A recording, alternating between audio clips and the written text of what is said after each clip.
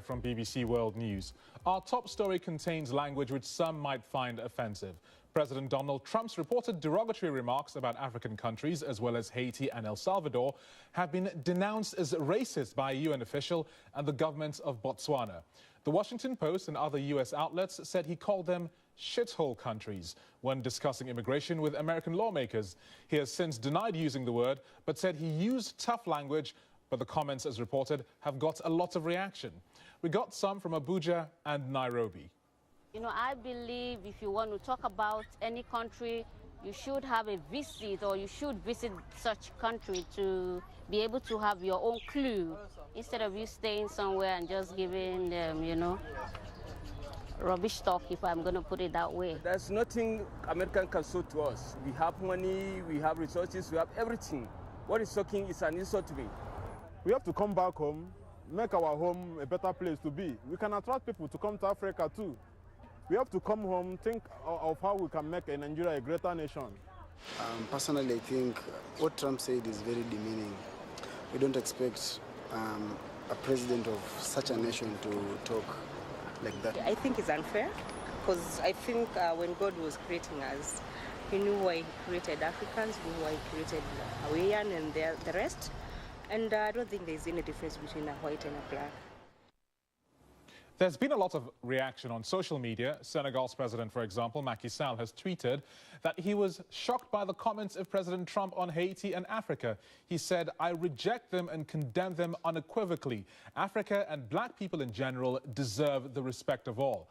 Kenyan-born U.S. citizen and world champion athlete Bernard Lagat said, "I'm a proud son of the shining continent called Africa. My heritage is deeply rooted in my Kenyan roots." But there are also some, particularly in Nigeria, who seem to have more sympathy for President Trump's reported remarks. For example, Austin Hugo tweeted, "Trump said the ugly truth, and I will rather focus my anger and energy on Buhari," that's the Nigerian president, "who has decided not to fix Nigeria." As I said, Botswana has also called the reported comments racist, and for more on the reason why, I'm joined by the country's Minister of International Affairs, Dr. Pelanomi Vincent Moitoi. Thank you very much for joining us, madam. Why have you come out so strongly against President Trump's statements? I mean, surely it's just words. It may be just words, maybe in another part of the world. But on this continent, that word is an insult.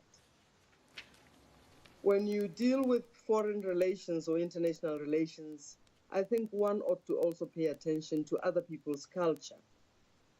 On this continent, in any translation, that word is an insult. It's a certain part of the human anatomy that you don't pronounce willy-nilly on a daily basis. Now, to use that word referring to nations and to countries, certainly it's not friendly. It's not what you expect to hear, which was very, very, very unfortunate. Granted, it's the kind of thing which you wouldn't ordinarily hear from a president, but this is a man who's known for speaking frankly. And if you argue that there are many African nations, for example, that are in not a very good states, to put it mildly, you could argue that he does have a point. Yeah, well, but he has to name them. You don't go wholesale on the whole continent. Some of us are doing our best to make the best of what we have. We do not deserve to be labeled like that. But even those that are doing badly, they deserve assistance from those of us that can do better. They do not deserve to be insulted. They do not deserve to be discriminated against and being called names that are not right, that are demeaning by the head of a nation that itself is made up of immigrants. I mean, this is just not the way we ought to be going. We're supposed to be one at the end of the day. Can these sorts of comments, Minister, can these sorts of comments cause a rupture in relations between the United States and Botswana and other nations in Africa? Are you concerned about that kind of impact?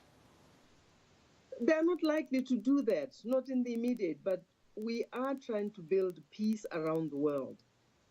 But peace can also be broken on very, very small things. It doesn't start in a laboratory of science. It is words that eventually cause wars. But people have to learn to speak kindly to others. And we have to learn to caution when words go out of the way. This is not the kind of word you use. This is not the kind of words that presidents ought to use. We know that it is not the American Congress that gave this mandate for this word to be used. And this is why we are treading cautiously. We hope it's just him saying this. You guys, Botswana has said something about it. President Macky Sall of Senegal has also spoken out. So do you think that other leaders across Africa should be speaking out against this? No, we cannot dictate what others should or ought to do. But what would you advise them to do? What would be an ideal situation for you?